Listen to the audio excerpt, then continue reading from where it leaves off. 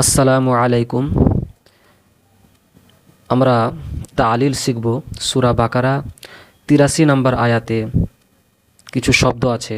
যেমন একটা শব্দ আছে ওয়াকুলু লিন্নাস হুসনা, তারপরে আছে ওয়া আকিমুস সলাতা আকিমু, তারপরে ওয়া আতুজ জাকাতা। এখানে খুব সুন্দরভাবে তালিলগুলো শিখি। দেখো আছে কুলু, আছে কুলু। তো কুলু আসলে কি ছিল? কুলু এটা আসলে ছিল তাকুলুনা ছিল। তাকুলুনা থেকে এটা তালিল হয়েছে। কুলু আসলে তাকুলুনা ছিল। মুজারের আলামত তা আছে, তাটাকে আমরা ফেলে দেব। মুজারের আলামত যেটা তা আছে তাটাকে কেটে দিলাম। যখন আমরা আমার হাজির মারুফ বানাই, তো বানাতে গেলে মুজারের আলামতটাকে আমরা কেটে দিই বা ফেলে দিই। তাহলে তাটাকে ফেলে দিলাম। তাটাকে ফেলে দেওয়ার পরে আমরা লক্ষ্য করব যে ফাকালমাতে হারকাত আছে না নাই। তো দেখো, লক্ষ্য করো, ফাকালমাতে হারকাত কিন্তু আছে। কপ্পেস্কু তাকুলু না, এখানে ফাকালমাই হারকাত আছে।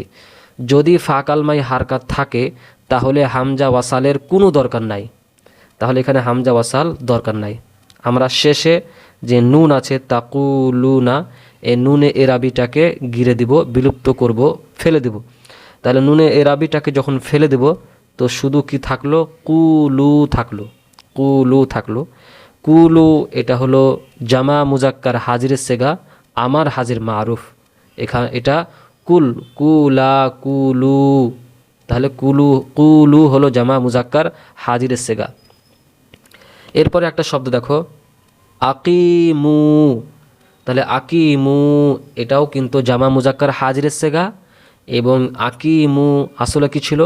আকিমু আসলে ছিল আকবিমু ছিল, মানে ওয়াও ছিল। আকবিমু এটা জামা মুজাক্কার হাজিরের সেগা, আমার হাজির মারুফ।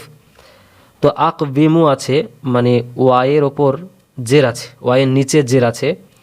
এই তালিলটাও খুবই সহজ, যে ওয়াও মুতাহারিক মানে ওয়াইয়ের নিচে জের আছে এবং মা কাবাল অর্থাৎ তার আগে অক্ষরটা সাকিন আছে, তার আগে অক্ষরটা সাকিন আছে।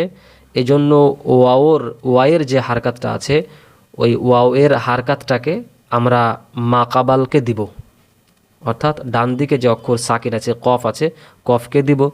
তাহলে কফকে দিয়ে দিলাম। কফকে দিয়ে দেওয়ার পরে কি হলো? আকিউমু হলো। আকিউমু হলো। এখন লক্ষ্য করো যে ওয়াও কিন্তু সাকিন হলো আর ওয়াইয়ের আগের অক্ষরটা জের আছে।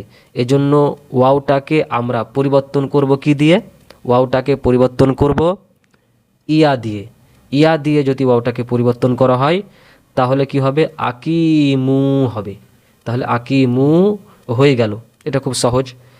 তারপর আর একটা শব্দ আছে দেখো ওয়া আতুজ জাকাতা। এটাও কিন্তু আমরের শেগা, অনেক জায়গায় আছে আকিমুস সলাতা ওয়া আতুজ জাকা, মানে তোমরা জাকাত প্রদান করো। তো ওয়া আতু আসলে কি ছিল এটা জানতে হবে। আসলে ছিল আতিয়ু ছিল, আসলে আতিয়ু ছিল। তো আতিয়ু এটা হলো জামা মুজাক্কার হাজিরের সেগা, আমার হাজির মারুফ। এই তালিলটাও খুবই সহজ। এখানে দেখো যে ইয়ার ওপরে জাম্মা আছে এবং এটা কাসরার পরে আছে। ইয়ার ওপর জাম্মা আছে এবং কাসরার পরে আছে, আর ওই ইয়ার পরে একটা ওয়াও আছে। তাহলে কায়দা হলো যে যদি ইয়ার উপরে জাম্মা থাকে, পেশ থাকে এবং তার আগে যদি কাসরা থাকে, অর্থাৎ ইয়ার ওপর জাম্মাটা যদি কাসরার পরে হয় এবং ওই ইয়ার পরে যদি আবার ওয়াও থাকে, তাহলে ইয়ার যে হারকাতটা আছে ওই হারকাতটাকে আগে অক্ষর অর্থাৎ যে তা আছে তাটাকে দিয়ে দিতে হবে। ইয়ার যে হারকাত পেশ আছে ওই পেশটাকে তাকে দিতে হবে, কিন্তু তায়ের যে জের হারকাতটা আছে ওই জের হারকাতটাকে দূর করার পরে ওটাকে মানে হটিয়ে দিতে হবে। তারপরে ইয়ার হারকাত জাম্মাটাকে তাকে দিতে হবে। এখন ইয়ার হারকাত জাম্মাকে তাকে যখন দেওয়া হলো তখন কি হলো?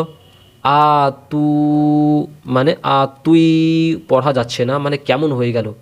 এখানে ইয়া সাকিন হলো এবং ওয়াও সাকিন, দুটো সাকিন এক জায়গায় একত্রিত হলো, জমা হলো।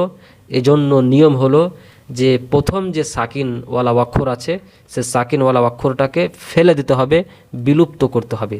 এখন প্রথম সাকিনওয়ালা অক্ষর কোনটা আছে? ইয়াটা আছে, অতএব ইয়াটাকে ফেলে দাও, গিরে দাও। ইয়াটাকে যখন ফেলে দিলে তো কি হলো? ওয়া আ তু হলো, আ তু হয়ে গেল। তাহলে এটা হলো জামা মুজাক্কার হাজিরের সেগা, আমার হাজির মারুফ। অতএব তালিলগুলো খুবই সহজ।